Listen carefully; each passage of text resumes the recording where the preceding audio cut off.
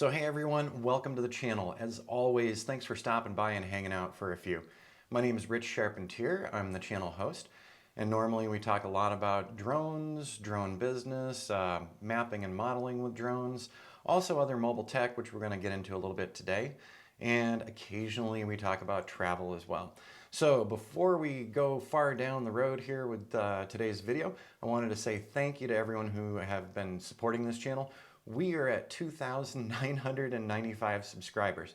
I know it's not a giant channel like other drone folks, but I'm pretty proud of getting to 3,000, and that's thanks to all of you following along. So I really appreciate it. I also appreciate those of you who are supporting the channel through Patreon. Greatly appreciated, and I hope to continue growing that and adding some extra content there and some things that we don't regularly see on YouTube. So this morning, I'm trying out a couple of little things. We've got really terrible weather this week in Arizona. Apparently, it's going to be raining into next week. So it started raining the other day. And, you know, this is a desert state, so we're always happy to see water, so I can't complain too much. However, I also can't get out and do additional tutorial work or work for my clients right now with the weather. So we've pushed back several projects for the next couple of weeks because of the weather. And hopefully we'll get things underway in 2 or 3 weeks again. So I've got a couple clients who've gotten in touch and said, hey, we've got to push this out. Totally understand that. Now, secondly, today, let's do a little mobile tech talk for a few minutes as we're rolling into the 3,000 subscribers. So I've been experimenting a little more. So you can see I've got my wireless Go mic on here. I've also got my Yeti not Snowball, but the Yeti microphone. Both of these things are recording, so I'm going to see how I like the audio between both. I really wish I could get some sound panels in here, but since this is a rental house, I don't want to go messing up other people's walls. Eventually we'll get to a point where we've got a better sound setup so that we don't have all of the room echo that goes on here.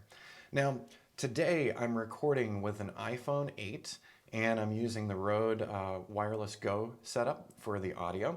And the reason why I'm doing the recording on the iPhone 8 today instead of the standard thing that I usually use, so here's the Sony a5100, which I've had for a couple of years now. It does a really good job, and a lot of the videos where I'm on the videos here in the studio have been shot with that Sony a5100. My one major problem with it, which is a known problem, is that it does overheat. And usually it overheats somewhere around the 8-minute mark. So when I'm doing videos, if I'm doing longer tutorials and talking you through things, and I'm doing this screen time as well, if we hit that 8-minute or so marker, the A5100 will just shut itself down. The lens will retract, it'll turn itself off, it'll tell me that it is just too hot to do the job for a few minutes. You have to sit down and let it cool down for a little bit. And that kind of throws you off if you're in the middle of a stream of consciousness talking about something that you're working on screen and the camera goes down. You have to figure out where to resume, you know, how you're all set up. Usually I'll move the microphone over when I run around to the back of the camera. And so I mess myself up on the audio quality and I mess myself up on, hey, where was I? You know, what was I talking about before I had to take this break? So I decided to play with the iPhone 8 today, and I also used the 8 Plus out in the field because I've been pretty happy with the audio quality with the wireless Go setup and with the video quality coming out of the iPhones. So I said to myself, hey, let's just hook it up in the studio today. We're going to give it a whirl.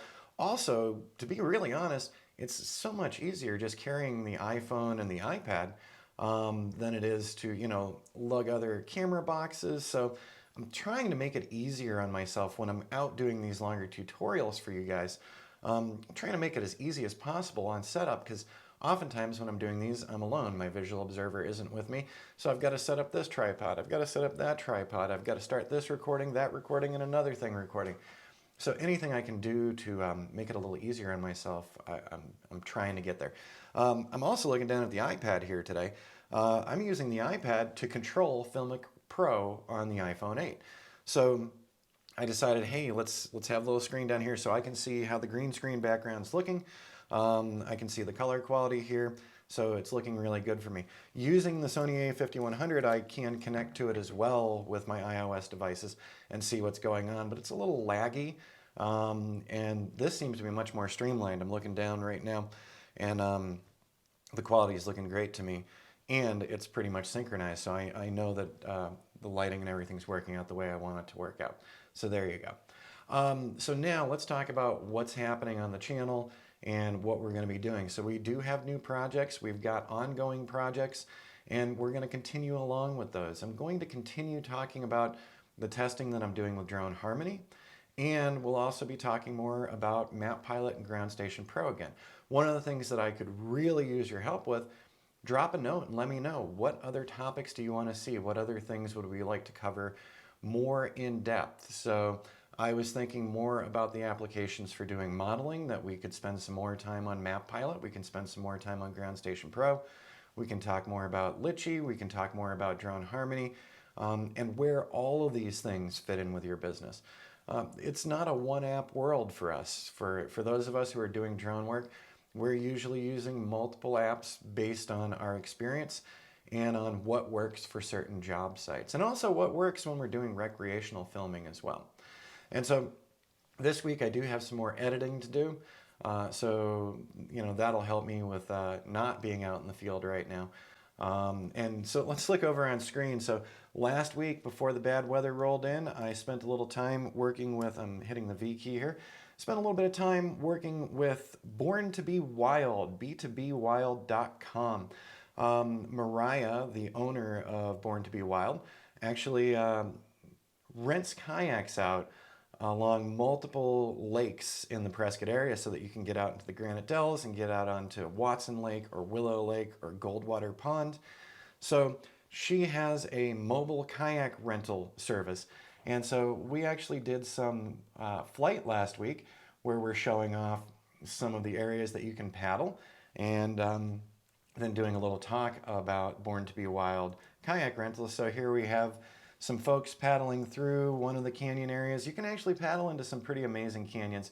So we had a good time doing this. We had several of her regular clients come out, and we did this drone flight for them to show off, why you would want to rent a kayak for a day and spend the day on Watson Lake. So that was a lot of fun. Mariah's going to be coming over here in just a little bit. We're going to be going through final edits together. We're selecting some music. We're talking about doing some voiceovers. So we do work directly with customers. When we have clients who want to look through edits and things, they do come over, sit down with us, and we edit together. So I don't mind doing that at all.